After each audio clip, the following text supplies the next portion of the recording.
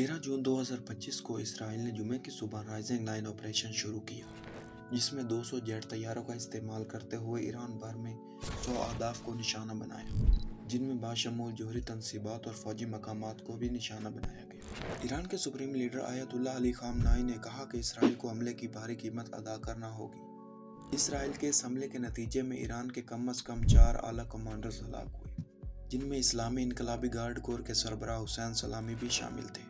Israel के इस हमले के नतीजे में ईरान ने ऑपरेशन ट्रू प्रॉमिस 3 का आगाज किया। ईरान के पासदारान इनकलाब ने 21 जून की रात को इसराइल के खिलाफ इस ऑपरेशन का बाकायदा आगाज किया।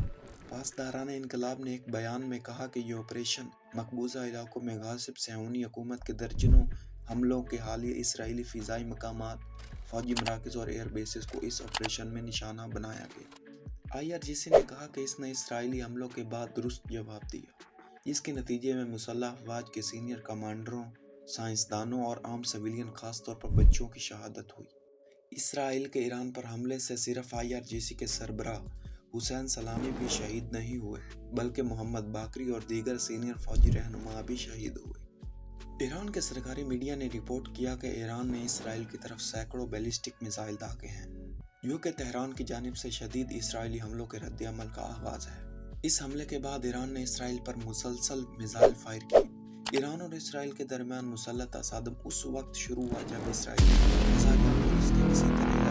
फैलाव के दरमियान 13 जून 2025 को ईरान में अहम फौजी और जोहरी तंसीबात पर अचानक हमले शुरू किए और ईरान की फिजाई दिफा और कुछ जोहरी और फौजी तंसीबात को नुकसान पहुंचाया।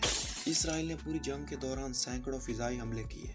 ईरान ने इसराइल के शहरों और मिलिट्री बेसिस पर मिसाइलों और ड्रोन से जवाबी हमले किए।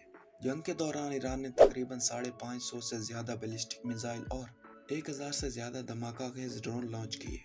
यमन में ईरान के इत्तेहादी हौसियों ने भी इसराइल पर कई मिसाइल फायर किए। अमेरिका, जिसने ईरानी मिसाइलों और ड्रोन हमलों के खिलाफ इसराइल को डिफेंड किया, जंग के 9वें दिन 3 ईरानी न्यूक्लियर साइट्स पर बमबारी की। ईरान ने जवाबी कार्रवाई करते हुए कतर में अमेरिकी बेसिस पर मिसाइल दागे। 24 जून को इसराइल और ईरान ने अमेरिका के इसरार के बाद जंग बंदी पर इत्तिफाक किया। प्यारे दोस्तों, आज की वीडियो से इतना ही।